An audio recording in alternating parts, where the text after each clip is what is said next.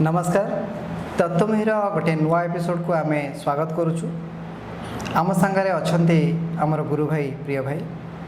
आज आम प्रिय भाई सहित बहुत गुड़े टॉपिक को डिस्कसन करवा बहुत इंटरेस्टेड टॉपिक अच्छी आदर बहुत किसी आम शिखा आम जीवन में जार महत्व बहुत रोचे तो ये टॉपिक को जो डिस्कसन करने आगे आपको गोटे कथा रिक्वेस्ट करुच्ची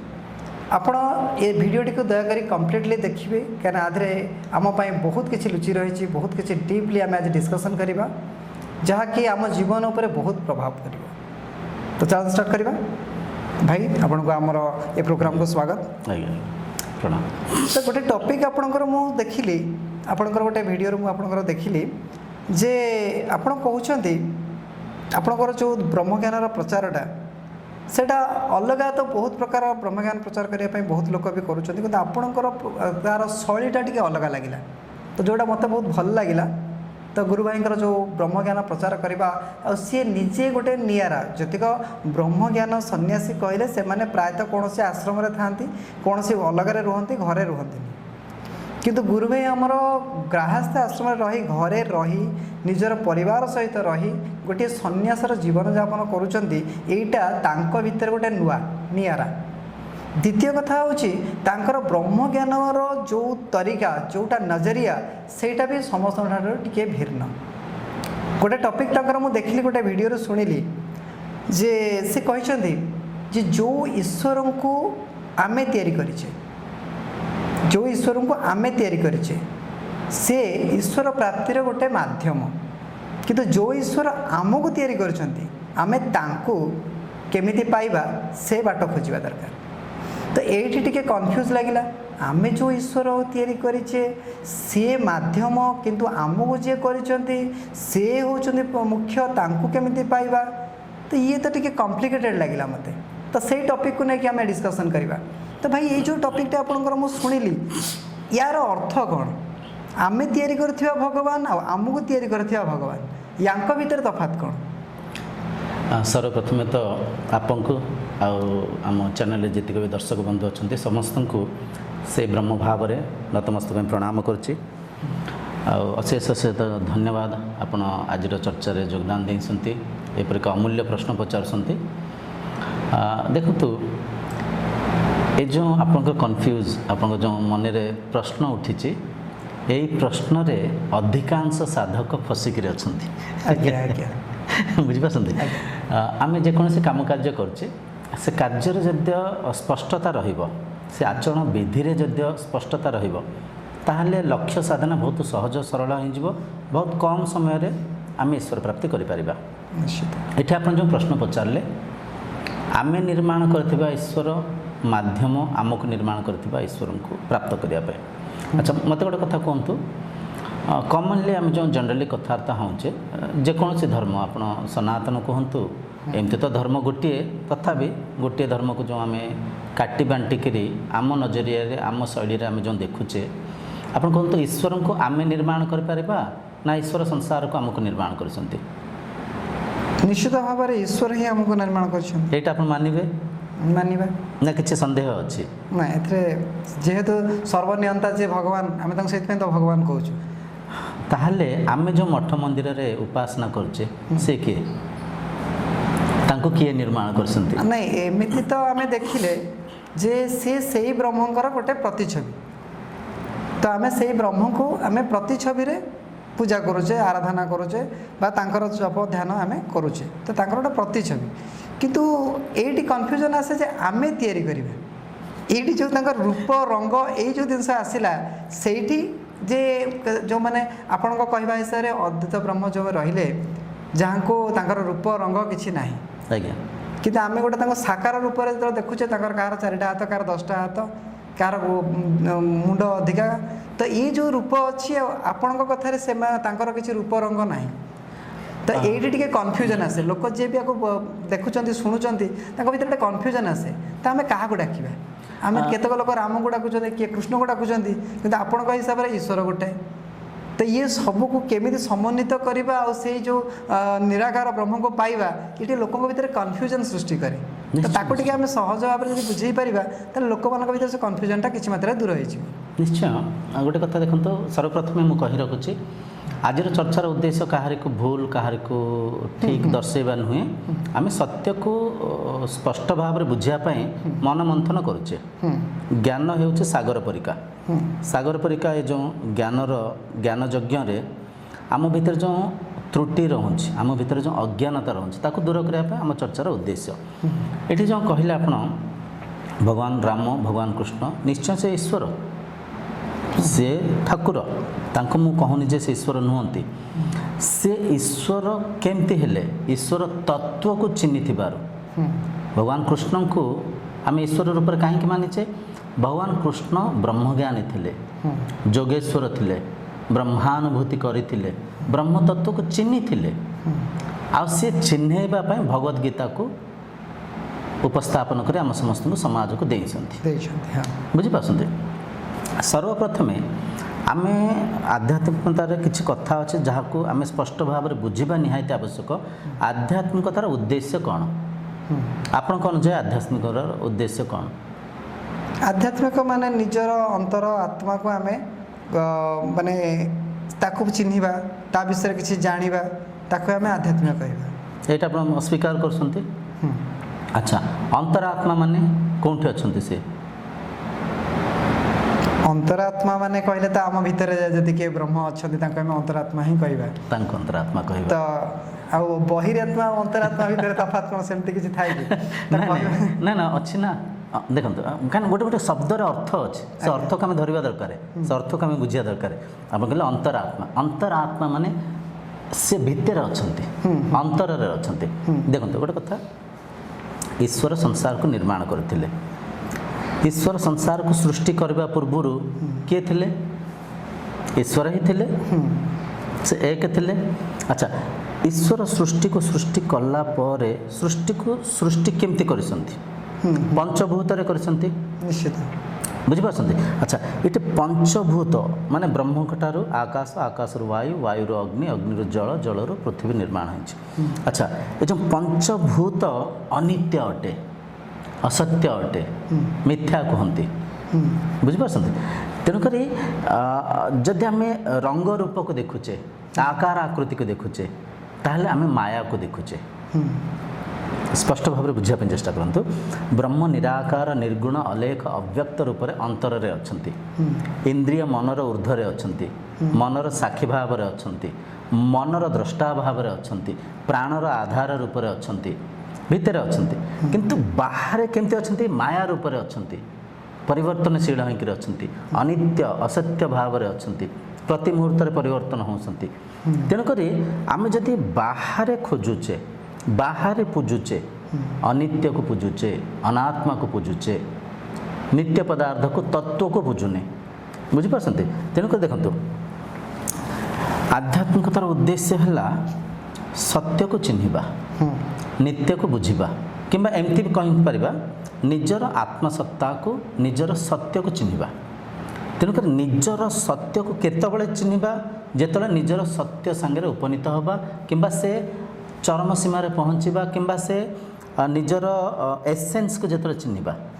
सर्वप्रथम मत गोटे कथा कहतु तत्व कौन आप बुझिपारे तत्व तत्व माने कौन बुझिले तत्व माने मो हिसाब रे तत्व माने गोटे कौनसी संज्ञा बा ज्ञान ना ना शुणु एबे एटा गोटे आम देखुचे गोटे काठर चेयर रे बसीचे आपको चेयर नाम देइचे चौकीर नाम देइचे किंतु एटा कौन एक्चुअली काठ काठ एटा काठ गोटे गछ भी काठ गोटे पीढ़ा भी काठ जदि आम काठ को चिन्हि देले ताले आम बुझिपार काठर निर्माण होता प्रत्येक वस्तु काठ ही काठर आकार मौलिकता बढ़िया कथा कहले बेसिक एसेंस मौलिकता तो ये आध्यात्मिकतार मौलिक वस्तु को चिन्हवाई आम चेष्टा करुचे स्थूल सूक्ष्म पदार्थ को चिन्हवाई चेष्टा करुचे रंग रूप आकार आकृति जो प्रकृति सजई हिंक्री अच्छी आर जो मूल पदार्थ आर जो मौलिक पदार्थ आर जो आधार को आम चिन्हवाई चेष्टा प्रचेष्टा करुचे ये प्रश्न उठे आधार को कहीं चिन्हवा ये चिन्हवा से आधार मु माने मो जगह मु आप जगह आप जेहेतु से ब्रह्म एक से एक अच्छा ये प्रश्न उठे ठीक अच्छे मो आधार को चिन्हली लाभ कौन लाभ है आमे जो माया रे बांधी छंदी हेंकि अच्छे ए जो संसार को अनेक रूप रे देखिचे अनेक रंग रूप रे नाम रे मानिचे निज को संसार ठार अलग मानिचे संसार को खंड रूप रे खंड विखंड करे जाति धर्म वर्ण पंथ आम जो ज्ञानी मूर्ख धनी गरीब रे जो बांटी काटिक देखीचे जो आम तत्व को तार बेसिक एसेंस को चिन्हीदबा आम बुझीपर आम समस्ते एक मन जो क्रोध अहंकार अहम भाव मन जो ईर्षा भाव मन जो लोभ मोह ये सब मनर रोग ये रोगर मुक्ति हो जावा जो संसार समता को देखिपर एकता को देखिपर तेणुक एकता को देखा केमती काठ को चिन्हिले आम जापारे आम चौकीर नाम देचे चेयर नाम देचे कि यहाँ हल काठ काठ को चिन्हिले माने काठ जातीय सब वस्तु को आम चिन्ह पारे सबकि काठ ठीक सेमती आम जो शरीर को देखा ए शरीर आम रूपर नाम भेद करेचे आपण ना अलग ए शरीर ना अलग बुझीपार ए शरीर रूप ए शरीर वस्त्र ये सब अलग किंतु जदि शरीर को आम गभीर भाव में तर्जमा कर देखा ए शरीर भितर भी सही पंचभूत जो पंचभूत ए शरीर भितर से पानी से पवन से आत्मशक्ति से जीवन बुझीपार से शून्यता से सबकि शरीर तापर इंद्रियों को जब आम परीक्षा इंद्रियंकर स्वभाव स्वरूप सेम एका ही तापर जब मन को परखा मनर सत्व रज तम गुण भी से शरीर भितर जहाँ ए शरीर भितर से बुझीपार तेणुक आम जो स्थूल सूक्ष्म को जीवा बाहर भीतर को यात्रा करवा आम से तत्व को चिन्ह पारिबा किंतु ये हूँ कौन आम जो मूल पूजा आम जो भौतिक उपासना आदि कार्यक्रम करछे आपको भूल कह जाऊनी प्राथमिक दशारे जड़े व्यक्ति आध्यात्मिक मार्ग को आसवा तांको रंगरे रूपरे नामरे चित्रे आम वर्णना कर बुझे था गोटे छोट पिला को तो आम ब्रह्मज्ञान उपदेश दे पारानी छोट पिला को आम जमी आम मॉन्टेसरी पद्धति पिला पाठ पढ़ाऊे गोटे एप्पल मॉडल देखुचे कौन बाबा ये एप्पल तो से पिलाटा धीरे धीरे बड़ होकर से एप्पल मध्यम असली एप्पल को चिन्ह पारुचे तो प्राथमिक दशार परिचय देवाई आम कि इंस्ट्रूमेंट इक्विपमेंट्स किसी टीचिंग एड्स यूज करचे तो ये सेमती प्राथमिक दशार ईश्वर को आम रंगरे रूपरे नामरे वर्णना कर जन को चिन्हचे किंतु धीरे धीरे से शरीर जमी बड़ हो से शरीर भितर विवेक जागृत हवा दरकार ईश्वर किए किंबा मु किए किंबा आध्यात्मिकतार जो असली साधना सब अच्छी आपन को अंतर्यात्रा करने बाहर यात्रा करने आप गोटे कार रे पलैले भाविन तो आप कटक जी कार रे पलैले आप कि बैक रे पलैले बस रे बसिक पलैले जानवाहन अच्छी किंतु अंतर्यात्रा करेंगे किंतु तार साधना अच्छी तार विधि अच्छी इंद्रियों को संयमित रखिले मन उपरे नियंत्रण कले प्राणायाम कले धारणा कले ध्यानस्थ हेले समाधिस्थ हेले तुरीय स्थिति को गले अंतत जाकरी घेय ज्ञान ज्ञाता जो एक ही जीवे से स्थिति को जाकर आप बुझीपारे मु सीमित नुहे मु असीम बुझीपार वेदर चारिटा महावाक्य अच्छी तत्त्वम असि तत्त्वम असि माने तत् माने सी त्वम माने तुम्हें असि माने अट सी तुम्हें ही अट जहाँ को आप खोजुंट जी खोजुंट सी दुहे एक पानीर जो लहड़ी अच्छी भाविनियंतु लहड़ी पानी को खोजिब बाहर खोजिब से पाइब क्या लहड़ी भीतर ही पानी अच्छे बुझीपार लहड़ी जदि पानी को खोजिब कोई सी गोटे बड़ लहड़ी ये गोटे छोट लहड़ी गोटे पानी फटका फेण ये मोठू बड़ से मोठू सान ये मते मुक्ति देवे सी मते भक्ति देवे लहड़ी चिन्ह पार कि लहड़ी पानी को चिन्हवाई ता भीतर को अंतर्मुखी हवा पड़ो कौन थे तैयारी जो से लहड़ी पानी को चिन्हजीव से बुझीपार मु सीमित नुह मु सागर बुझीपार प्रत्येक लहड़ी मुही प्रत्येक फोटका मुही भगवद्गीतार द्वितीय दशम अध्याय श्लोक संख्या 20 अहमात्मा गुड़ाकेश सर्वभूताशय स्थित अहमादिश्च मध्यम च भूतानामंत एव च हे अर्जुन मु आत्मा माने कौन अर्जुन अलग आत्मा कि सर्वभूताशय स्थित मुहि आदि मुहि मध्य मुहि अंत मध्य बुझीपार ये आम भावानी आत्मा कौटी प्रारंभिक दशारे कौन था मध्य दशारे किसी अच्छा परिवर्तन होना गीता जब ठीक से पढ़े तादे वर्णना अच्छी आत्मार जन्म हुएनी आत्मार मृत्यु हुएनी आत्मा वृद्धि हुएनी तेणुक इट्ठी एक्चुअली मो कहबार तात्पर्य आम जो बाहर रंग रूप आकार आकृति जेकि मूर्ति पूजा फोटो पूजा करुचे सेठी आम बहुत असुविधा अभाव सम्मुखीन होचे आम क्षतिग्रस्त होचे एक शब्द टिके कान को कटु लगे क्षतिग्रस्त कौन सर्वप्रथम है सकाम भक्ति करुचे ईश्वर प्राप्ति करने नुह ईश्वर ठार कि पाइबापी योजना करुचे प्रथम द्वितीय आम आत्मबल कमी जाऊँच धैर्य साहस कमी जाऊँच भाविनियंतु मु किछि मो निज उपरे मु निर्भर हेले तो निजर दुख को निजे निवृत्ति करने चेष्टा करी निजर कष्ट को निजर अभाव को दूर करने निजे चेष्टा करी मुझे आपण निर्भर हेले तो मु अजाणत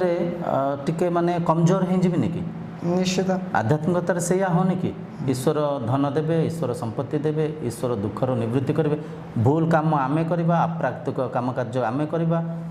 अपपदार्थ को मादक द्रव्य को सेवन आमे करवा रोगर कारण आमे हवा कहवा ईश्वर आसिक भल करेंगे तेणुक ये कहबार तात्पर्य होउछि आमे समस्ते विवेकी होकर जदि भगवद गीता पढ़ा उपनिषद पढ़ा ठाकुरंकर कौन चिन्ह वर्णर वर्णना नहीं तत्वशास्त्र कहुच्छे जदि भगवद गीतार 15 अध्याय श्लोक संख्या 6 स्पष्ट लिखाई न तद्भाषयते सूर्यो ना शशांको ना पावक यद्गत्वा न निवर्तन्ते तद्धाम परम मम बुझिपारते ईश्वर को सूर्य आलोक देखिपारे चंद्रकांति देखिपारे अग्निर आलोक मध्यम ईश्वर को देखिपारे जी थे से ईश्वर को चिन्ह दिखती से मायारे बांधि हुए तेणुक से उद्देश्य को लेकिन मो प्रचार मध्यम मु जो यूट्यूब माध्यम बुझापी चेष्टा करुच्ची ईश्वर कौन से आकार आकृति नुह ईश्वर आ देखो आ गए कथा तार सब स्तर को लेकिन आम धीरे धीरे बुझीपार एवं एतिक बुझा दरकार आम प्रैक्टिकली गोटे कथा होची आपण कहवा कथा कि जो मूर्ति को आम पूजा करुचु बा जहाँ को आम देवादेवी भाव में पूजा करुचु सी हेले आमर साधनार प्राइमरी स्टेज ठीक अछि तो एठी गोटे कथा श्लोक मो मन को आसे शास्त्र कहूची सर्वखिलवेदं ब्रह्म तो जदि सब जाक होची ब्रह्म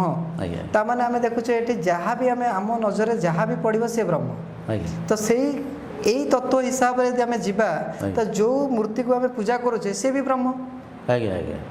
तो एठी आम यदि देखा जे जो आम यदि गोटे जीव को देखुचे जो लोक को देखुचे आपण को मुझे देखुची आपण ब्रह्म मु भी ब्रह्म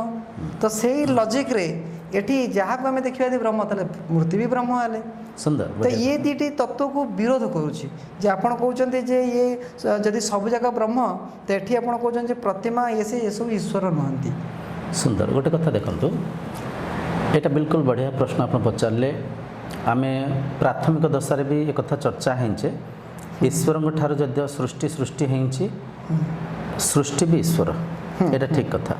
किंतु ये समदृष्टि आम भितर सेतबेले जागृत हम जिते आम सत्य को भेट करवा मनर तुरीय स्थिति को जीवा मनर प्रज्ञान स्थिति को जीवा किंबा शास्त्रर गभीरता को आम पढ़ी परखी पारिबा टिके पूर्व आम से चर्चा होती मुझे कहती जो पंचभूतर ए शरीर से पंचभूतर ए शरीर निर्माण हो ठीक अच्छे से ब्रह्मंकर किंतु आम टिके पूर्व एक कथा को भी बुझीचे ईश्वर तत्व भितर अच्छा मायारे बाहर अच्छा अच्छा ठीक अच्छे ये कथा आप ठीक कहले अच्छा जद्य यह सत्य जद्य आप कहते सर्वं खल्विदं ब्रह्म ताले मंदिर जीवर आवश्यक अच्छे कि हाँ मुझे तो सही कथा कहूँ नहीं आप कथा अनुसार हाँ मंदिर जीवार आवश्यक अच्छे कि नहीं जो से जिनटी आसो मोर ये टॉपिक मूर्ति आवश्यक अच्छे कि अच्छी कि अच्छा द्वितीय आम प्रैक्टिकली सब कथा कथा प्रैक्टिकली कथा कौन आप भावी नियंतु सर्वं खल्विदं ब्रह्म कहले आज जो समाज को आम देखा आज समाज को जो देखा आज सोमवार अरुआ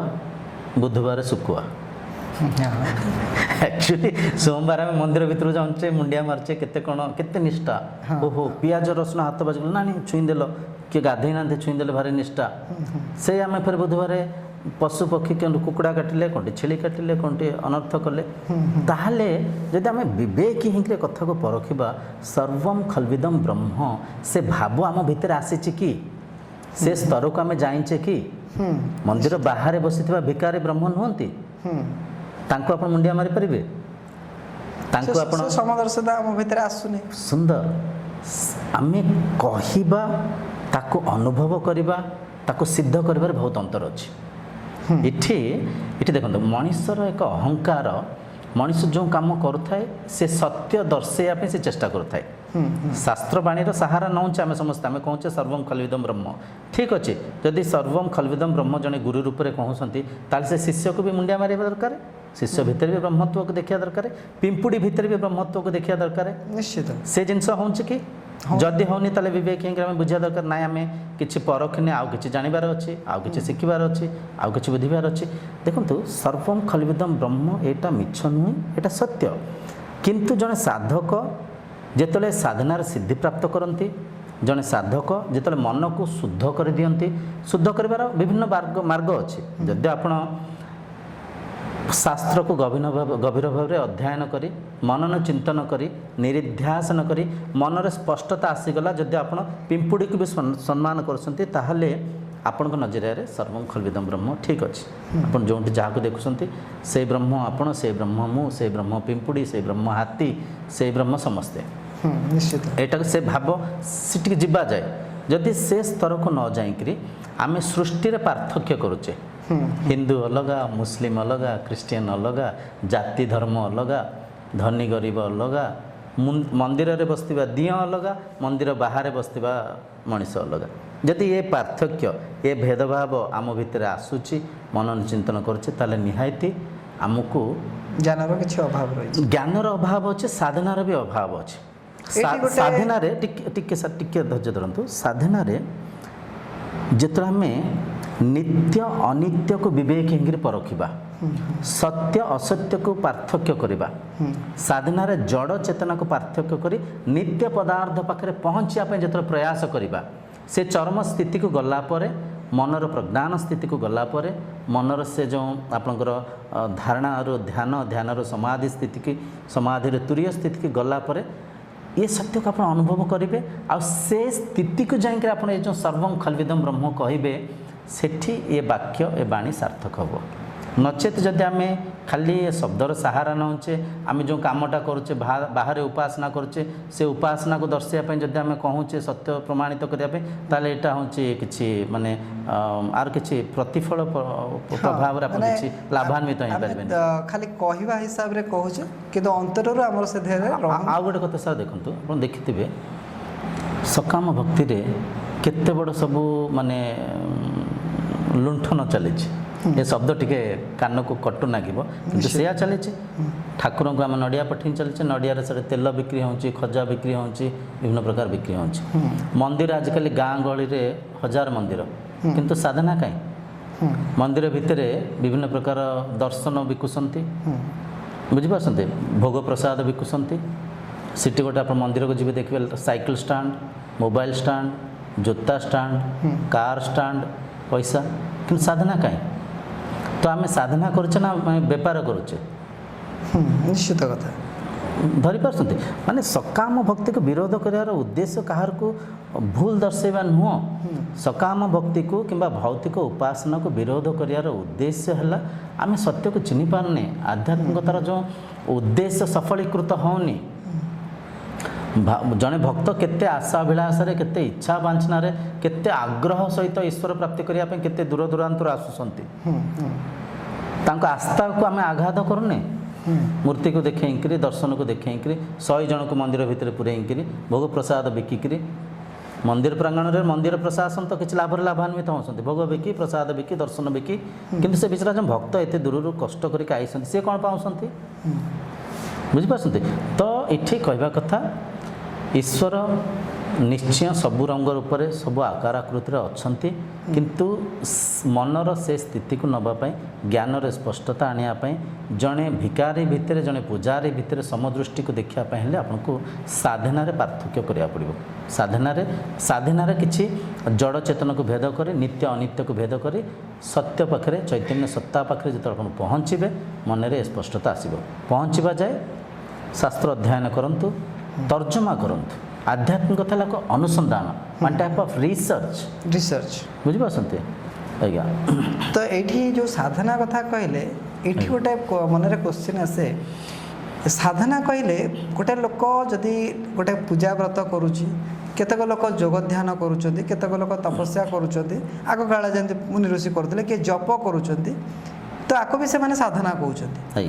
तो एक्चुअली ये सब साधना ना ये जो ब्रह्म ज्ञान किसी अलग प्रकार साधना अच्छी तो साधना भितर तो जहाँ को आम कहे सी भी गोटे लोक जदि आम पानी भार नहीं जाऊे सी भी गोटे साधना किए फलमूल नहीं ठाकुर पाखे अर्पण कर सी भी गोटे साधना तो ये जो ब्रह्म ज्ञान पाइबापी ये तो गोटे प्रकार भी बाट साधना भी कहीपर तो कितना आप कहते मूर्ति पूजा ये से गले सी तो साधना परफेक्ट साधना नुह साधना हूँ आमको निज विषय किसी जाना तो सी साधना कौन ताकू आम केमी शिखा निश्चय सुंदर प्रश्न पचारे कहीं आज भौतिक संसार रे 90 ରୁ 95% साधना भौतिक उपासना होची। देखो गोटे कथा सर्वप्रथम मो प्रश्नर उत्तर दिंतु आम ईश्वर संगे कहीं जोड़ी होचे वर्तमान तो माया मोहर संसार में ईश्वर कहीं जोड़ी होती निजर किसी बांछा किसी आशा अभिलाष को पूर्ण करने। अच्छा मनोवांछा पूर्ण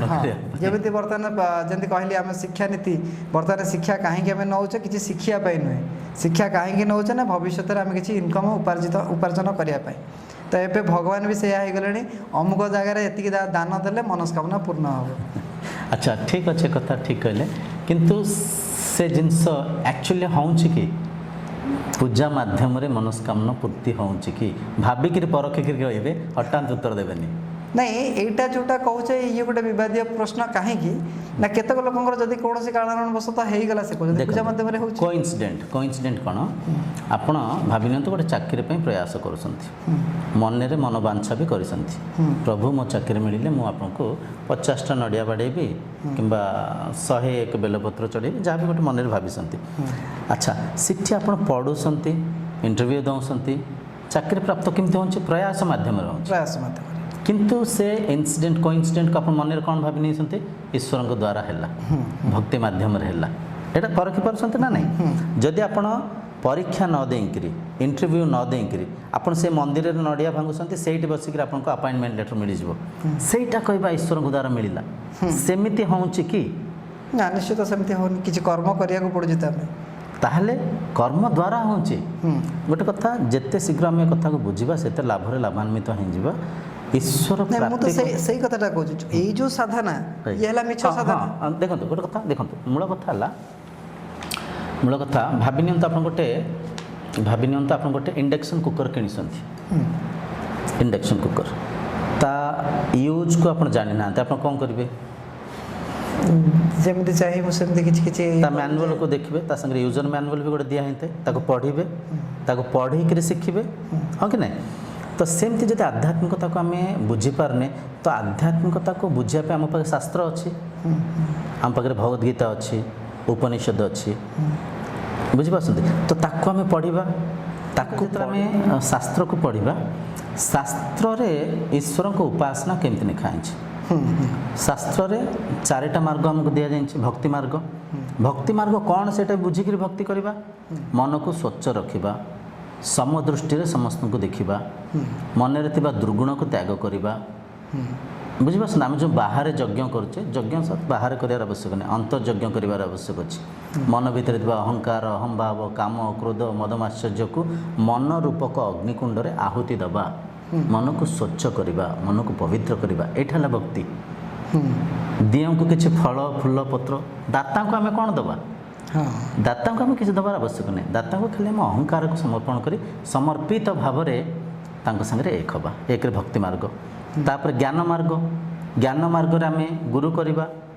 तत्वशास्त्र को बुझा ईश्वर किए ईश्वर को स्वरूप कौन ईश्वर को कहीं प्राप्त करने चेष्टा करचे ईश्वर को पाइले कौन लाभ लाभान्वित हो पार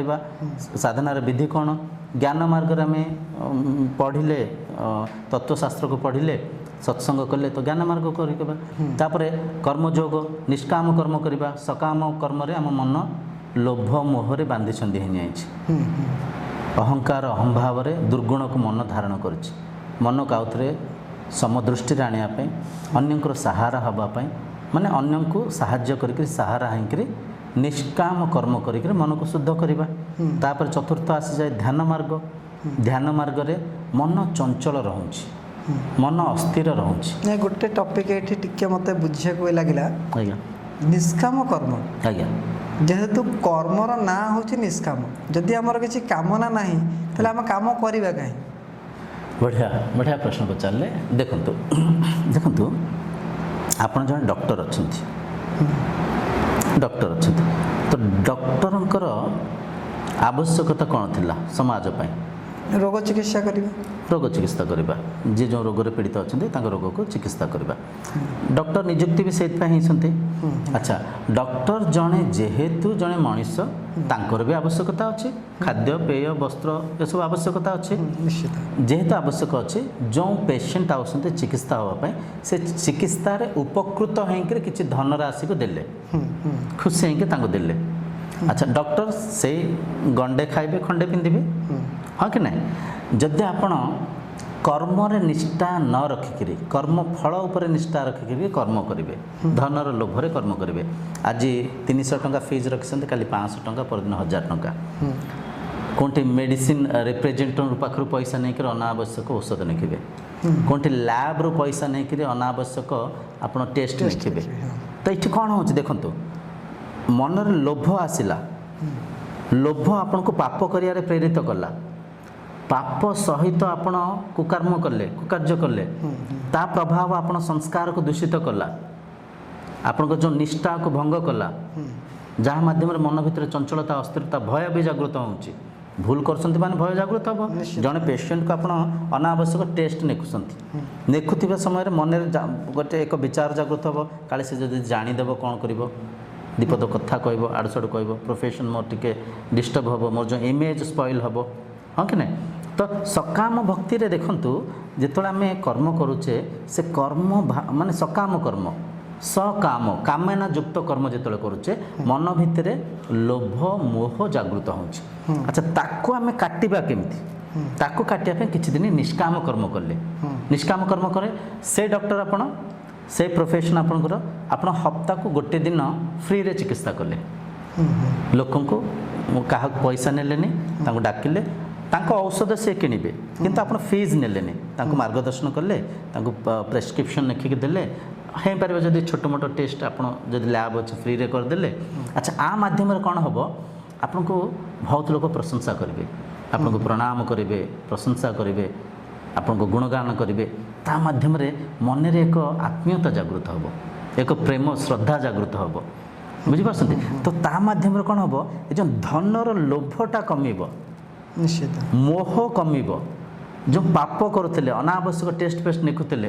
ଆପଣ ଆଉ ଥରେ ଭୁଲ ଟେଷ୍ଟ ଲେଖିବା ପୂର୍ବରୁ ଆପଣ ମନ ଟିକେ ଆପଣଙ୍କୁ ସଂକେତ ଦେବ, ଆପଣଙ୍କ ବିବେକ ଆପଣଙ୍କୁ ସୂଚିତ କରିବ, ନାଇଁ ନାଇଁ ଏ ଭୁଲ ଅନାବଶ୍ୟକ ଟେଷ୍ଟ ଲେଖିବାନି, ବିଚରା ଇଏ ଗୋଟେ ପେସେଣ୍ଟ ଆଇଛନ୍ତି, ଏତେ ଦୂରରୁ ଆଇଛନ୍ତି, ଛାଡ଼, ତାଙ୍କୁ ଯେଉଁଟା ଆବଶ୍ୟକ ଲେଖିବା। ତ ଲୋଭରୁ ଦୁର୍ଗୁଣରୁ ବଞ୍ଚିତ ରହିବା ପାଇଁ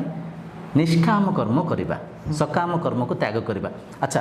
ଗୋଟେ କଥା ଦେଖନ୍ତୁ, ସକାମ କର୍ମ ମାଧ୍ୟମରେ ଡର ଉତ୍ପନ୍ନ ହେଉଛି, ଭୟ ଉତ୍ପନ୍ନ ହେଉଛି। ଆମେ ଭୁଲ କରୁଛେ, ବାହାରେ ଆମେ ଅବିବେକ ହେଇକି କରୁଛେ, କିନ୍ତୁ ଅନ୍ତଃ ମନ ଆମକୁ ସୂଚିତ କରୁଛି ନା ନାଇଁ, ଆମେ ଭୁଲ କରୁଛେ, ପାପ କରୁଛେ। ଆମେ ଯେତେ ବାହାରେ ସିନା ଇଏ କରୁନେ, ଆମ କଥା ତ ଆମେ ଜାଣୁଛେ ନା, ଜାଣୁଛେ ନା ନାଇଁ? ତ ତା ମାଧ୍ୟମରେ ଆମ ମନ ଭିତରେ ଚଞ୍ଚଳତା ଅସ୍ଥିରତା ଜାଗୃତ ହେଉନି, ବ୍ଲଡ୍ ପ୍ରେସର ହାଇ ହେଉନି, ନିଶ୍ଚିତ। ତ ତା କ୍ଷତିକୁ କିଏ ଭୋଗୁଛନ୍ତି?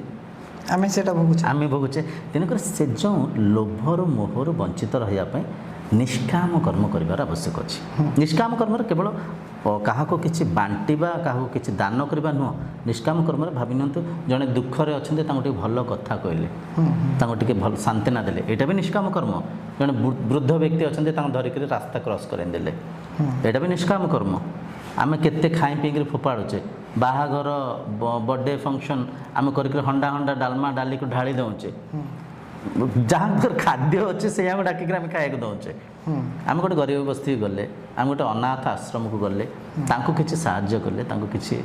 ବସ୍ତ୍ର ଖାଦ୍ୟ ସାହାଯ୍ୟ କଲେ, ଆବଶ୍ୟକ ଯାହାକୁ ସୁପାତ୍ରରେ, ସେଇଟା ନିଷ୍କାମ କର୍ମ। ନିଷ୍କାମ କର୍ମ ମାଧ୍ୟମରେ ମନରେ ଯେଉଁ ଲୋଭ ମୋହ अहंकार ये सब नियंत्रण हम बुझिपारे। तो ये ध्यान मार्ग को आसिक जड़े साधक जिते मन निग्रह करेंगे, इंद्रिय संयमता करेंगे, धारणा सहित मन को विश्राम देवे। ध्यान माने कौन आम समस्त बुझा दरकार। ध्यान माने मनर अस्थिरता को स्थिर करवा, मन को विश्राम दबा, ना शरीर स्तर में किसी करवा ना मन स्तर में किसी करवा। ध्यान करने पूर्व आपन को माने आपन को शारीरिक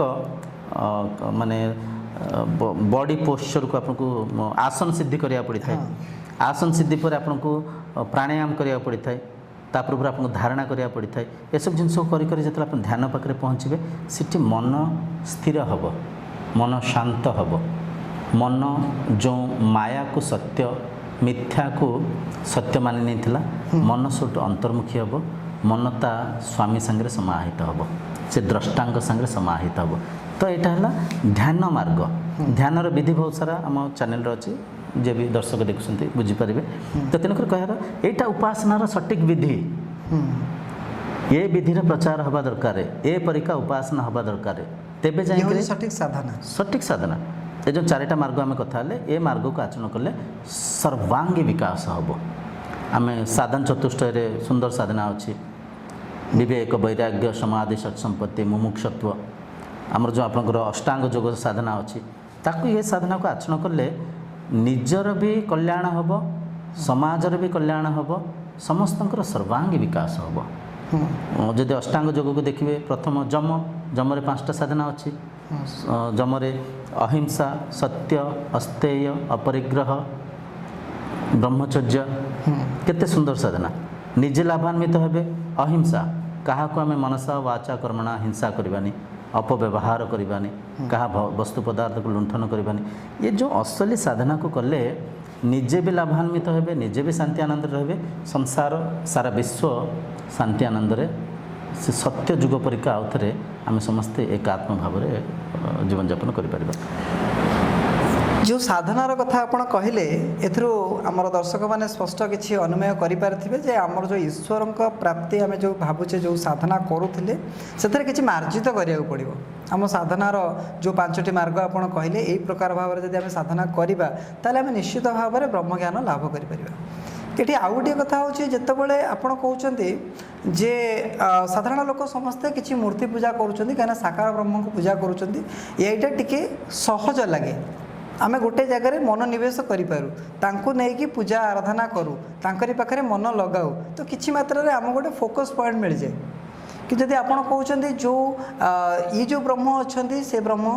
देखापी निराकार तांकर कौन से आकार ना निर्दिष्ट आकार ना। तो ये टे साधारण लोक मानी कम्प्लिकेटेड हो जहाँ को आम देखिपारे जानीपारे तांकु आम केमी आराधना करवा तांकु आम कौ रूप में भाविबा गोटे माइंड को गोटे कन्स्टाट तो गोटे क्या पाखे आम मन निवेश करने चाहिए। तो जेहेतु तांकर आकार ना आम केमी साधना करवा तांकु केमी पाइबा आदि भी पाइबा तांको कौ रूप में पाइबा। सुंदर बढ़िया प्रश्न। आपण प्रश्न अनुजाई मोर किसी प्रश्न रहा।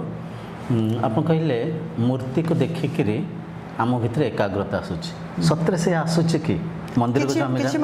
ना नहीं मंदिर को आम जो जाऊचे मूर्ति आगे स्तब्ध होकर ठिया होकर मन एकाग्रता आणुचे ना मन भितर किसी मात्रा जदि आम गोटे जगन्नाथ मंदिर को जीवा मुझे रियलाइज कर देखे सब लोक हूँ कि न हूँ बहुत लोग अच्छा जो मूर्ति पाखे पहुँच जाते आखिरी लुह आसी जाए मन से किसी समय बाहर जगतर सब जिन से बाहरी जाते जिते भगवान को रथरे देखुं गोटे लोक कांदी पकाए तांकर भाव विहल हो जाती तार अर्थ जितेबाला से भगवान को देखते सब जाक फोकस उपरକୁ रही जाए कहार घरे कौन है किए कौन कर सब से भूली जाती किसी समय तो कहीं यहाँ सहज हुए आम गोटे फोकस कर दिए जितेबाला देखो जिते आम गोटे उदाहरण नहीं पार जिते गोटे आमर कौन से गोटे सेसन चली था कोर्टे जदि किसी डिस्टर्बांस हुए से कौन करती गोटे काठर मार्तुल अच्छे पिटी दिखाते जो शब्दटी हुए से समस्त गोटे कनसर्न कर दिए ना ये जिनसा हुए टे बंद हो जाते चुप हो जाए। सार भी जो क्लास पढ़ाऊँ गोटे साउंड कर दिखाते बाड़े दिखाते टेबुल तो सब पिला चुपचाप हो जाती फोकस हो जाती। तो यहीटा गोटे बाट जदि आम ईश्वर को कहीदे ये हेले ब्रह्म तो जो मंदिर को जो मैंने जाऊँ मंदिर बाहर ये भोग नेबी 50 टंकार सी 100 टंकार मुझा शंखा नेबी किए चूड़ी नेबी सिंदूर नेबी ये 80 टंका होगा चप्पल स्टाण्ड 20 टंका पड़ेगा आम माइंड मंदिर जीवा आगुरी बहुत विक्षिप्त हो जाए ये 20 टंका नहीं जाए चप्पल स्टाण्ड ये लुटी नौ ये कर जो आम मंदिर भितर को पशि जाए से आम गोटे फोकस हो जाए केते समय पे हुए अल्प समय पे हुए मंदिर बाहरी गला पर पुणी से जिन से चप्पल कहीं रखले ये केते किंचित समय एकाग्रता माध्यम रे आम जीवन रे किछि परिवर्तन आसुछि कि पूरा तो कहि परिबे जे पूरा परिवर्तन आसु नहीं तो बहुत लोक अच्छा सबुदिन मंदिर जाउछन्ति तो तांको जीवन रो जो घंटा तमें से टाइम दउछन्ति मंदिर रे तो से घंटा को पई तो तांको मन स्थिर हो जाउछ एठी आ गोटे गभीर कथा में बुझिया पे चेष्टा करबा मंदिर रे जो दियम को देखुसंती कोन देखुसंती मंदिर रे देखुछु हमें ना ना ना माध्यम माध्यम आखि माध्यम रे देखुछु तापर आउटी गभीरता गले जदि आमे मानस पटाल रे हां जदि आमे ताको टिके अधिका जदि फोकस करू त आखि बंद कले भी हम किछि मात्रा देखा जाय हां आखि माध्यम रे मन रे देखुचे एटा को अपन धरि परसंती मन बिना से प्रतिछबि रो से प्रतिमूर्ति रो अस्तित्व अछि कि ना धरि परसंती कथा म कोन छी मन आधार मु आधार मु पाखु तो पछरे पहुंचबा प्रथमे आपण बुझंतु मन थिबारु इंद्रिय थिबारु इंद्रिय मनर सक्रियता थिबारु मन रे आमे देखुचे निश्चित बुझी परसंती अच्छा गोटे कथा कहतु आपण जो कहले मंदिर रे ईश्वर को देखिकरी मन रे भाव आसे किंचित समय पे आपन को भाबि नियंतु 10,000 टंका लॉटरी नागिला आपन तो से मंदिर ठार भी अधिक भावुक हो जिवे निश्चित हेबे ना नहीं आपन भाबि नियंतु आपन को पुओ गोटे किछि भल चाकरी पाई गले तो सेठी तो आपन से मंदिर ठार भी अधिक भावुक हो जिवे ओ पुओ आईएएस पाई गला आईपीएस गला तो इठी जो भावटा रहूची से भावर उद्देश्य कौन रहूची टिके गभीर भाव टिके परखंतु भावर उद्देश्य मुझे पाइबा रहूची बास पाइबा माने पाइबा किछि भी पारे पाइबा धन संपत्ति हे पारे सुरक्षा हे पारे तांको आशीर्वाद भी हे पारे निश्चित ध्यान दे बुझंतु पाइबा माने आमे बहुत गभीर कथा होचे कथार गभीरता को परखंतु पाइबा धन संपत्ति भी हे पारे आशीर्वाद सुरक्षा भी हे पारे तो इठी जो आम भितर भक्ति जागृत होचे से भक्ति पछाड़ कामना रहउची जो कामना जो वांछना को माध्यम करी आम किंचित समय तो स्तब्ध होचे स्थिर होचे फिर बाहर को बाहर जो कथा से कथा धरी पारसंते निश्चित तेणुक इठी कहबार तात्पर्य आप जो कथा कहले ईश्वर तो रूप नहीं तांको केमती आम देखा गोटे मत गोटे कथा कहतु जो आमर पृथ्वीर गुरुत्वाकर्षण शक्ति अच्छी देखिपारसंती ना देखिपार ना न देखी पाइले भी गोटे जो आम जिनस को ऊपर को पकाउचे तले पड़ुची माध्यम अच्छी अच्छा आपन मन अच्छी अच्छी ना नहीं मन को देखी पारसंती ना देखी पारसंती जाहिर करी मु कहबे आपन मन देखांतु देखै परिबे नहीं जाहिर करी हो जे किंतु देखै हो देखे माने एठी गोटे कथा स्पष्ट होची आम शरीर रे आम जीवन रे किछि कथा एमती भी अच्छी जो जहाँ को आम स्थूल भाव में अन्य को न दर्शाई पाइले भी सूक्ष्म भाव में आम ताको अनुभव कर पार्छे अच्छी बेलिक मानुचे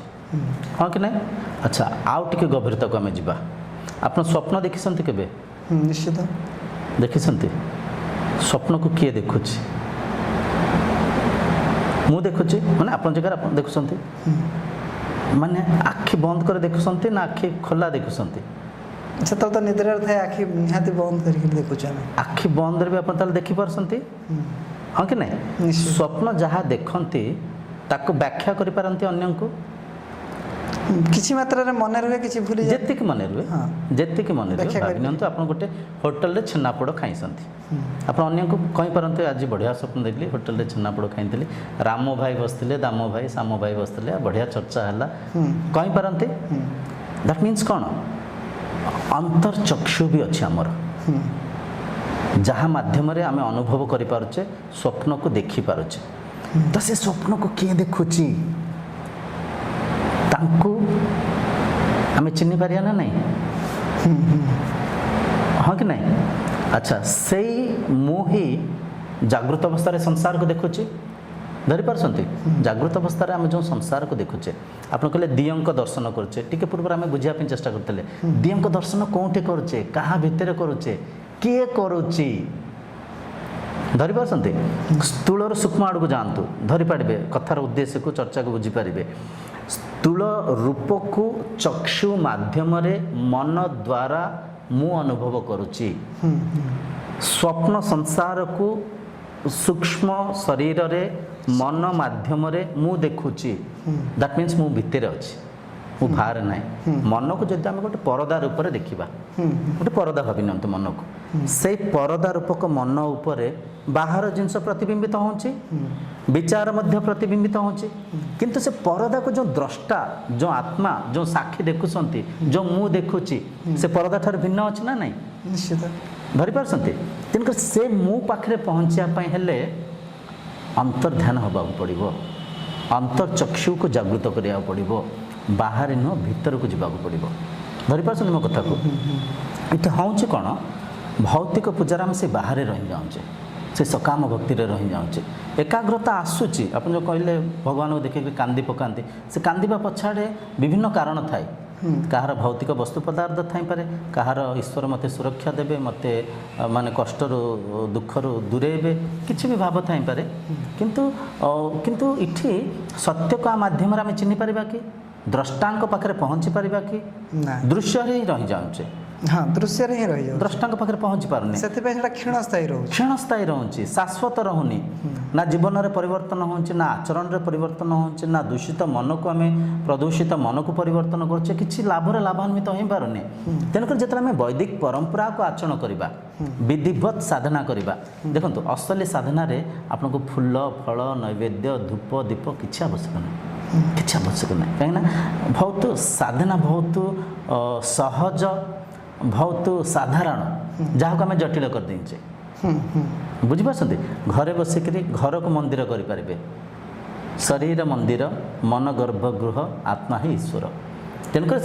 ଧ୍ୟାନ କରିବା ପାଇଁ, ମନକୁ ଏକାଗ୍ରତା ଆଣିବା ପାଇଁ, ମନକୁ ମନରେ ସ୍ଥିରତା ଆଣିବା ପାଇଁ ଆପଣ ଯେତେବେଳେ ବୈଦିକ ବିଧିକୁ ଆଚରଣ କରିବେ, ଆପଣ ବୁଝିପାରିଲେ ସ୍ୱପ୍ନକୁ ଦେଖିବାର ଏ ଶୈଳୀକୁ ବୁଝିପାରିଲେ। ଆଚ୍ଛା, ଯଦ୍ୟ ସ୍ୱପ୍ନକୁ ଆପଣ ଦେଖୁଛନ୍ତି, ଏ କଥାକୁ ଆପଣ ପରଖି ପାରୁଥିବେ, ଯେଉଁ ଶକ୍ତି, ଯେଉଁ ସତ୍ତା, ଯେଉଁ ଏନର୍ଜି, ଯେଉଁ ଆତ୍ମା ସଂସାରର ଆଧାର, ସେଇ ଆତ୍ମା ଶରୀରର ଆଧାର, କିନ୍ତୁ ସେ ବାହାରେ ନୁହଁ ଭିତରେ ଅଛନ୍ତି। ତ ତାଙ୍କ ପାଖରେ ପହଞ୍ଚିବା କେମିତି? ଅନ୍ତର୍ଯାତ୍ରା କରିବା, ଜ୍ଞାନ ଚକ୍ଷୁକୁ ଜାଗୃତ କରିବା, ବିବେକକୁ ଜାଗୃତ କରିବା, ତର୍ଜମା କରିବା, ପରଖିବା। ସଂସାରକୁ ପରଖିଲେ,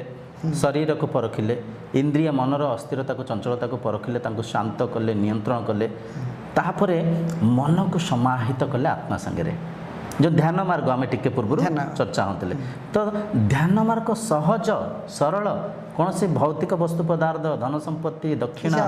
କିଛି ଆବଶ୍ୟକ ନାହିଁ। ଆପଣ ଘରେ ବସିକରି ଧ୍ୟାନ କରନ୍ତୁ, ସହଜ ଭାବରେ ଧ୍ୟାନ କରନ୍ତୁ, ଯେଉଁଠି ଚାହିଁବେ ସେଠି ଆପଣ ସେଠି ଆରମ୍ଭ କଲେ। କାହିଁକି? ଈଶ୍ୱର ସର୍ବବ୍ୟାପୀ, ଈଶ୍ୱର ବାହାରେ ନୁହଁ, ଆପଣଙ୍କ ଭିତରେ ଅଛନ୍ତି। ବାହାର ବି ଆପଣଙ୍କ ଭିତର ମାଧ୍ୟମରେ ତ ଦୃଶ୍ୟମାନ ହେଉଛି ନା। ମନ ବିନା ସଂସାର ଅଛି କି? ନିଶ୍ଚିତ ନାହିଁ। ଆପଣଙ୍କ ବିଚାର ବିନା, ଆପଣଙ୍କ ବୁଦ୍ଧି ବିନା ମନର ଅସ୍ତିତ୍ୱ ଅଛି କି? ଧରିପାରୁଛନ୍ତି? ଆଚ୍ଛା, ମନର ଆଉ ଗୋଟେ ସ୍ଥିତି ଅଛି ସୁଷୁପ୍ତି ଅବସ୍ଥା, ଗାଢ଼ ନିଦ୍ରା ଅବସ୍ଥା, ଆମେ ଯେଉଁ ଅଂଗ୍ରେଜୀରେ କହୁଛେ ଡିପ୍ ସ୍ଲିପ୍। ଗାଢ଼ ନିଦ୍ରା ଅବସ୍ଥାରେ ଆପଣ ଅଛନ୍ତି ନା ନାହିଁ? ହଁ, ଅଛନ୍ତି। ଏ କଥାକୁ ବହୁତ ଥର ଅନୁଭବ କରିଥିବେ। ରାତିରେ ଯେତେବେଳେ ଶୋଇ ପଡ଼ନ୍ତି, ଯେଉଁଠି ସ୍ୱପ୍ନ ନଥାଏ, ସଂସାର ନଥାଏ, ସ୍ୱପ୍ନ ରହିତ ସେ ଯେଉଁ ମାନେ ଗଭୀର ଅବସ୍ଥାରେ ଆପଣ ସବୁକିଛି ମାନେ ଭୁଲିକରି ଶୋଇଥାନ୍ତି, ସେଠି ଆପଣ ଅଛନ୍ତି? କେମିତି ଅଛନ୍ତି? କିମ୍ବା ଏମିତି ପଚାରିବେ, ସେ ଅବସ୍ଥାକୁ ଆପଣ ଅନୁଭବ କରିପାରୁଛନ୍ତି? ହଁ କି ନାହିଁ? ମାନେ ଅନୁଭବ ମାଧ୍ୟମରେ ଅଚିନ୍ତା ଭଳି ଅଚିନ୍ତା ଅବସ୍ଥାରେ ଆପଣ ଅଛନ୍ତି। ଯେଉଁ ଗାଢ଼ ନିଦ୍ରା ଅବସ୍ଥା ଆମେ କହୁଛେ, ଗାଢ଼ ନିଦ୍ରା ଅବସ୍ଥାରେ ଅଚିନ୍ତା ଅବସ୍ଥାରେ ଅଛି। ଆଚ୍ଛା, ଏଠି ଗୋଟେ ପ୍ରଶ୍ନ, ଗୋଟେ ଚିନ୍ତା ତାହେଲେ କେଉଁଠି ଜାଗ୍ରତ ହେଉଛି? ମନରେ।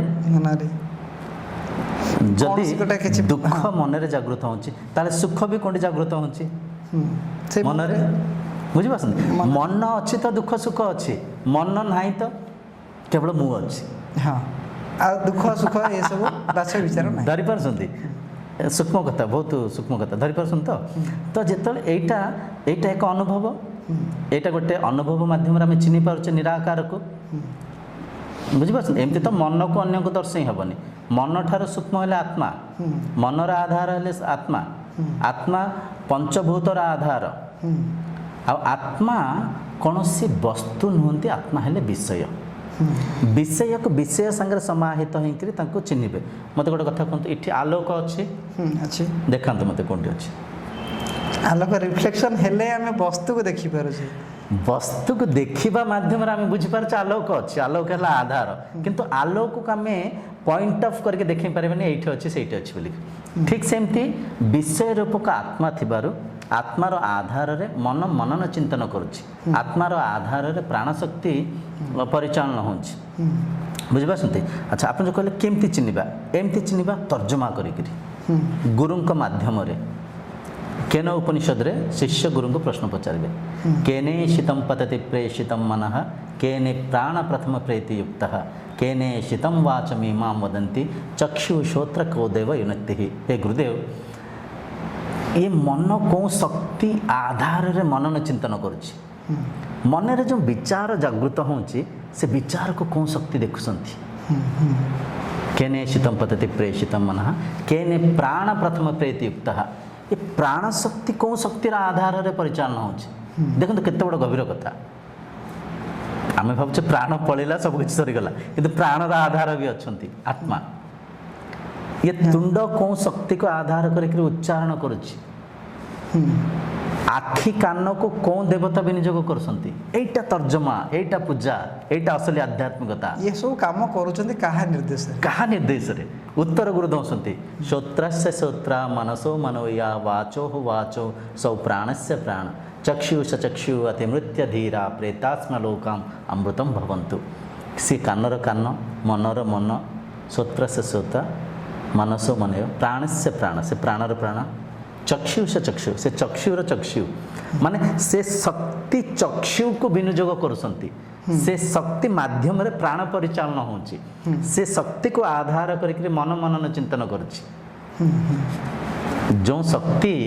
शरीर को वस्त्र रूप में, मन इंद्रिय को वस्तु रूप में धारणा करसंती, से शक्ति को आम शरीर मन माध्यम रे देखि परिबानी। एटा प्रकृतिर नियम। आम मोबाइल यूज करचे, मोबाइल आमको परख पारिबो कि ना, आम यूजर, आम मोबाइल को देखि पारिबा, किंतु मोबाइल आमको देखि पारिबोनी। ठीक सेमती एठी तृतीय मंत्र को छाड़ दिबा। तृतीय मंत्र पर चतुर्थ मंत्र रे बुझैसंती, यद्वाचानाभ्युदितम येन वाक्अभ्युद्यते तदेव ब्रह्मत्वं विद्धि नेदम यदितम उपासते। ये वाणी ब्रह्म को वर्णना करि परबनी। जो शक्ति माध्यम रे तुंड वाणी को उच्चारण करछि तदेव ब्रह्मत्वं विद्धि, तांको तुमे ब्रह्म रूप रे चिन्ह, नेदम यदितम उपासते। माने हम जो भौतिक उपासना करछि ये ठीक न। येन चक्षुषा न पश्यन्ति येन चक्षुषि पश्यते तदेव ब्रह्मत्वं विद्धि नेदम यदितम उपासते। माने ए आखि ब्रह्म को देखि परिबनी। जो शक्ति माध्यम रे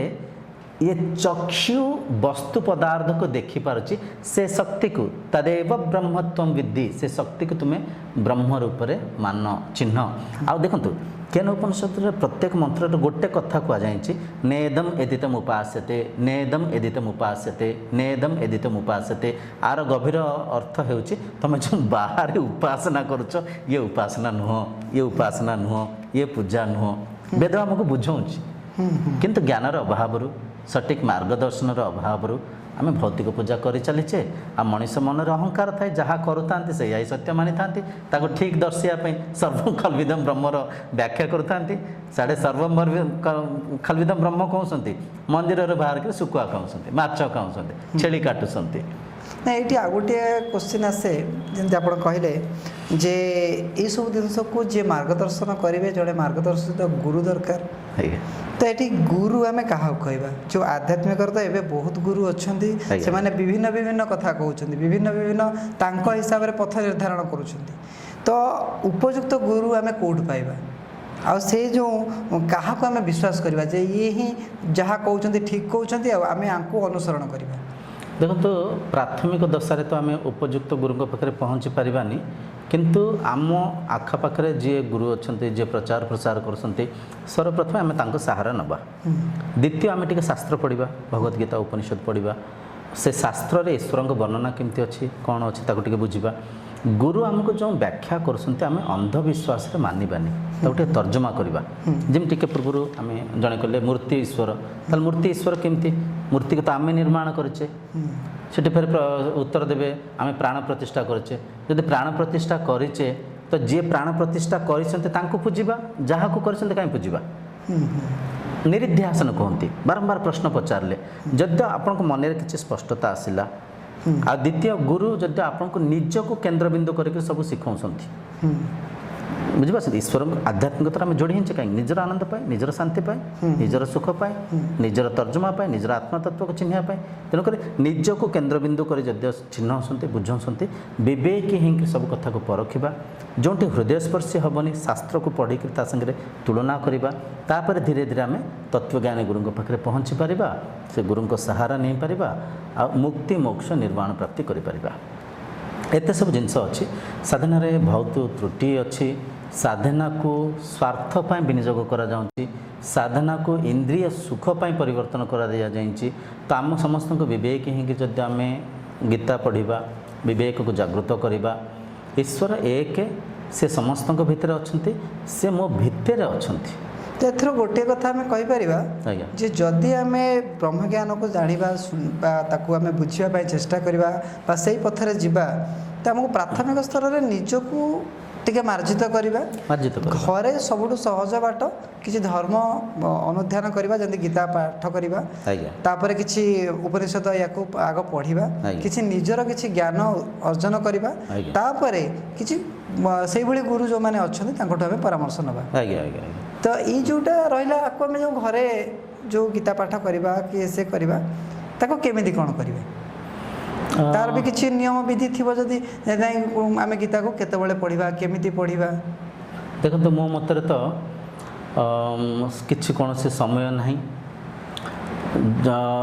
ଗୀତା ଭଗବାନଙ୍କୁ ସମ୍ମାନ ଦେବା ପାଇଁ ଆପଣ ଟିକେ ହାତ ଗୋଡ଼ ଧୋଇ ହେଲେ, ଟିକେ ଶୌଚ ଶୁଦ୍ଧି ହେଲେ, ଟିକେ ଭଲ ବସ୍ତ୍ର ଟିକେ ପିନ୍ଧିଲେ, କାହିଁକିନା ଦେଖନ୍ତୁ ବାହ୍ୟ ଶୁଦ୍ଧିକରଣରୁ ଅନ୍ତର୍ଶୁଦ୍ଧି, ବାହ୍ୟ ଅନୁଶାସନରୁ ଅନ୍ତ ଅନୁଶାସନ ନିର୍ମାଣ ହୋଇଥାଏ। ତେଣୁକରି ଆମେ ବାହାରେ ଯେତେ ଟିକେ ଶୁଦ୍ଧି ହେଲେ, ଗୋଡ଼ ହାତ ଟିକେ ମୁହଁ ଟିକେ ଧୋଇ ପଡ଼ିଲେ, ଆଉ ଆମେ ଟିକେ ସେ ଶାସ୍ତ୍ରକୁ ସମ୍ମାନ କରିବା, ଭଲ ଜାଗାରେ ଟିକେ ବସିକରି ପଢ଼ିଲେ, ତ ସମୟ କୌଣସି ନଥାଏ। ଯେଉଁ ସମୟ ଆପଣଙ୍କୁ ମିଳୁଛି, ଭାବି ନିଅନ୍ତୁ ଆପଣ ସକାଳେ ପଳାଉଛନ୍ତି, ଡ୍ୟୁଟିରେ ଯାଉଛନ୍ତି, କର୍ମରେ ଯାଉଛନ୍ତି, 6ଟାରେ, ସନ୍ଧ୍ୟାରେ ପଢ଼ିପାରିବେ। ସନ୍ଧ୍ୟାରେ ଯାଉଛନ୍ତି, ସନ୍ଧ୍ୟାରେ ସମୟ ମିଳୁନି, ରାତି ଅଧରେ ପଢ଼ିପାରିବେ, 10ଟାରେ ପଢ଼ିପାରିବେ, ଯେକୌଣସି ସମୟରେ ପଢ଼ିପାରିବେ। ସବୁ ସମୟ ଉଚିତ। ଆପଣଙ୍କ ଦୈନନ୍ଦିନ ଜୀବନରେ ଆପଣଙ୍କ କର୍ମ କେମିତି ଅଛି ତାକୁ ଦେଖିକରି ଆପଣ ପଢ଼ିବାର ଆବଶ୍ୟକ ଅଛି। ତେଣୁକରି ଗୀତା ପଢ଼ିବାର କୌଣସି ସମୟ ନଥାଏ। ବହୁତ ଲୋକ ଏମିତି ଅନ୍ଧବିଶ୍ୱାସରେ କହନ୍ତି ଗୀତା ଘରେ ପଢ଼ି ହେବନି, ଗୀତା ଏ ସମୟରେ ପଢ଼ି ହେବନି, ଗୀତା ସକାଳେ ପଢ଼ି ହେବ, ସନ୍ଧ୍ୟାରେ ପଢ଼ି ହେବନି, ଏସବୁ ଆଜ୍ଞା ମୁଛ। ଏଇସବୁ ଆମ ଦର୍ଶକମାନଙ୍କ ମନରେ ଏ କୋଶ୍ଚିନ୍ ଥାଏ ବୋଲି ମୁଁ ଏ କୋଶ୍ଚିନ୍ଟା ପଚାରିଲି। ସୁନ୍ଦର କୋଶ୍ଚିନ୍ ଆପଣ ତ ପଚାରିଲେ। ଏଇଟା ପ୍ରାଥମିକ ସ୍ତରରେ ଯଦି ଗୋଟେ ଲୋକ ଚାହିଁବ ଯେ ମୁଁ ବ୍ରହ୍ମଜ୍ଞାନକୁ ତାପରେ କିଛି ଜ୍ଞାନ ଅର୍ଜନ କରିବି ବା ସେଇ ପଥରେ ଯିବି, ତାର ପ୍ରାଥମିକ ସ୍ତର ହେଉଛି ସେ ଗୀତା ଅଧ୍ୟୟନ କରନ୍ତୁ। ତାପରେ ଆମର ବି ପ୍ରୟାସ ଚାଲିଛି, ବ୍ରହ୍ମତତ୍ତ୍ୱ ଗୋଟେ ୱେବସାଇଟ୍ ଡିଜାଇନ୍ ହେଇଛି, www.brahmatattva.in। ତା ଦେହରେ ବି ଆପଣ ଲଗ୍ଇନ୍ କରିକିରି ଜଏନ୍ ହୋଇପାରିବେ। ତାପରେ ୟୁଟ୍ୟୁବରେ ବି ପ୍ରଚାର ଚାଲିଛି, ଏ ଚ୍ୟାନେଲରେ ବହୁତ ସାରା ଭିଡ଼ିଓ ଅଛି, ବି ଦେଖିପାରିବେ। ଅନଲାଇନ୍ କ୍ଲାସେସ୍ ବି ହେଉଛି, ତା ଦେହରେ ବି ନିଯୁକ୍ତି ହୋଇପାରିବେ। ତ ଏସବୁ ମାଧ୍ୟମ। ତ ବର୍ତ୍ତମାନ ଆପଣ ତ ଦେଖିଲେ ଆମର ଆଜି ଯେଉଁ ଆମେ ଚର୍ଚ୍ଚା କଲେ ଗୁରୁ ଭାଇଙ୍କ ସହିତ, ତ ବ୍ରହ୍ମଜ୍ଞାନ ଉପରେ ଆମେ ଆଜି ଯେଉଁ ଚର୍ଚ୍ଚା କଲେ, ଇଏ ତ ବ୍ରହ୍ମଜ୍ଞାନ କହିଲେ ଗୋଟିଏ ଛୋଟ ଟପିକ୍ ନୁହେଁ, ଗୋଟେ ବହୁତ ବଡ଼ ଟପିକ୍। ସୀମିତ ସମୟ ଭିତରେ ଆମେ ଯେତିକି କଥା ଜାଣିଲେ, ବହୁତ କଥା ଉପରେ ଆମେ ଶିଖିଲେ, ବହୁତ ଗୂଢ଼ କଥା ଆମେ ଆ ଭିତରୁ ଜାଣିଲେ। ତ ଆହୁରି ଯଦି ଆପଣ ଏଇ ବ୍ରହ୍ମଜ୍ଞାନକୁ ଜାଣିବା ପାଇଁ ଚାହୁଁଛନ୍ତି ବା ଆକୁ ଶିଖିବା ପାଇଁ ଚାହୁଁଛନ୍ତି, ତ ଆମ ଚ୍ୟାନେଲର ଗୋଟେ ପାର୍ଟ ହୁଅନ୍ତୁ। ଆପଣ ୟୁଟ୍ୟୁବରେ ଆମର ତତ୍ତ୍ୱମୟୀ ଚ୍ୟାନେଲକୁ ଫଲୋ କରନ୍ତୁ। ଆଉ ତା ସହିତ ଆମର ଯେଉଁ ୱେବସାଇଟ୍ ଅଛି, ଯେମିତି ଗୁରୁ ଭାଇ ଆମର କହିଲେ, ସେ ୱେବସାଇଟ୍କୁ ଆପଣ ଭିଜିଟ୍ କରନ୍ତୁ। ତା ସହିତ ଅନଲାଇନ୍ କ୍ଲାସ୍ ବି ରହୁଛି। ଆପଣ ଯଦି ଆମର ତତ୍ତ୍ୱମୟୀ ଏଇ ୟୁଟ୍ୟୁବ୍ ଚ୍ୟାନେଲରେ ଆପଣ ଯଦି ଜଏନ୍ କରୁଛନ୍ତି, ସେଥିରେ ଆପଣ ପାଇଯିବେ ଯେ ଆମେ କେମିତି କ୍ଲାସ୍ କରୁଛୁ। ତ ସେଥିରେ ଆପଣ ଗୁରୁ ଭାଇଙ୍କ ସହିତ ଯୋଡ଼ି ହେଇକରି ଆପଣ ସେସବୁ ଜିନିଷ ଜାଣିପାରିବେ। तो आज आम बहुत किसी डिस्कसन कले बहुत किसी आम आधे जानिले तो पुणी नेक्स्ट आम आ गोटे ये भारी टॉपिक को लेकिन पुणी बहुत जल्दी आसबू से पर्यंत विदाय नौ नमस्कार।